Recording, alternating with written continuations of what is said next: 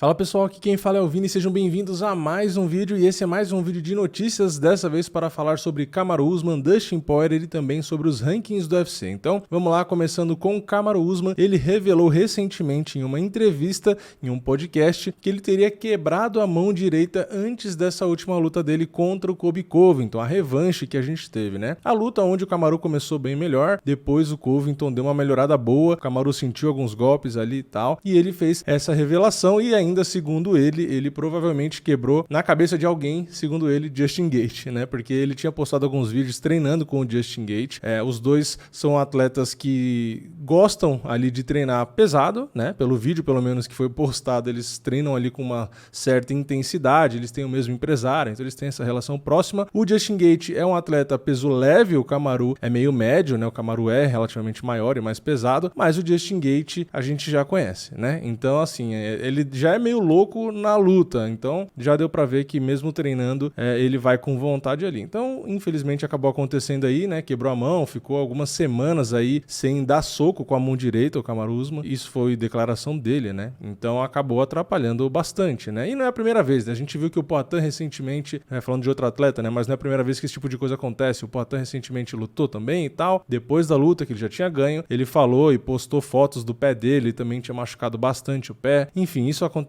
com frequência, né? A gente muitas vezes não sabe porque o atleta não vai falar antes da luta, mas acontece, né? Lutador que vai com costela zoada, enfim, os atletas acabam infelizmente tendo lesão praticamente o tempo todo, né? Claro que tem vários níveis de lesão, mas o atleta ir para a luta sentindo alguma coisa, algum incômodo, isso é bem comum, né? Infelizmente, né? Mas é bem comum. Claro que eles não ficam falando o tempo inteiro para não ficar dando dica, né, para adversário, mas é normal. Não nesse nível, né, necessariamente, tipo, quebrou a mão e tal, mas enfim, o Kamaru foi pra luta e conseguiu vencer. Isso mostra como o cara realmente é guerreiro, é corajoso, porque imagine você aí quebrar sua mão e 3 semanas depois fazer uma luta contra o Colby Covington, né? Então, realmente não é fácil. E indo para a próxima notícia, temos Dustin Poirier, e ele deu também uma entrevista recentemente, e ele ali acabou dizendo que pode ser, né, uma possibilidade aí, ele depois de enfrentar o Charles Oliveira, se ele vencer o Charles e se tornar campeão agora no UFC 269, que ele pode subir para a categoria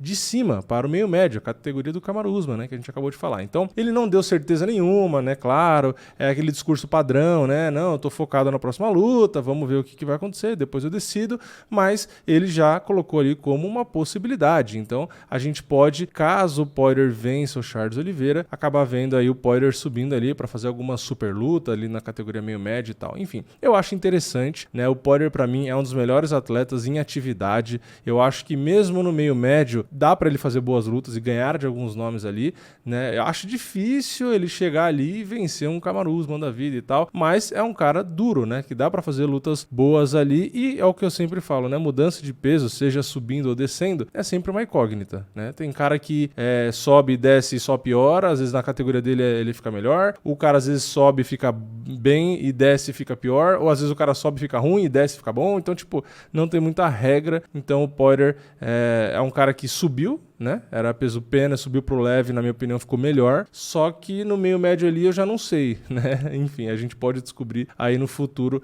como que ele se sai, mas enfim, é um cara que tá num nível, né? Ele, o próprio Charles, o próprio Kamaru, o Covington, enfim, esses nomes todos que a gente tá falando aqui são nomes que eu assistiria em qualquer categoria, mas é claro que tem alguns que nem sempre a gente bota muita fé, né? Voltando a falar do Kamaru, por exemplo, se o Kamaru subir pro peso médio, eu acho que ele vence muitos nomes ali, porque ele é forte e tal, mas não sei se, por exemplo, contra o campeão Israel Adesanya, que é muito alto, tem envergadura, se daria bem, né? Enfim, são coisas que a gente só descobre na prática, assim como o próprio John Jones indo para os pesos pesados e etc, né? E falando agora sobre a última parte do vídeo, vamos falar aqui sobre os rankings do UFC. Geralmente ali na terça ou na quarta a gente tem alguns updates, algumas atualizações, e eu vou trazer aqui as principais, né? Na categoria meio médio, que é a que a gente estava falando até agora ali do Kamaru, do Covington e etc, a gente teve muitas alterações, porque o Sean Brady Brady, que venceu recentemente o Michael Chiesa, ele estava muito para trás no ranking, então com a vitória ia causar ali um chacoalhão na categoria, e isso aconteceu, né? O Sean Brady subiu 6 posições no ranking, ele está em 8º, e o Chiesa caiu 3, então o Chiesa de 6º caiu para 9º. A gente teve com essa caída do Chiesa o Masvidal subindo uma posição ficando em 6º, o Neil Magny subindo uma posição ficando em 7º, e o Sean Brady não roubou exatamente a posição do Chiesa, mas subiu 6 posições, está dentro do top 10, já está em 8º, então deu uma subida excelente o Sean Brady, e com mais uma luta ali,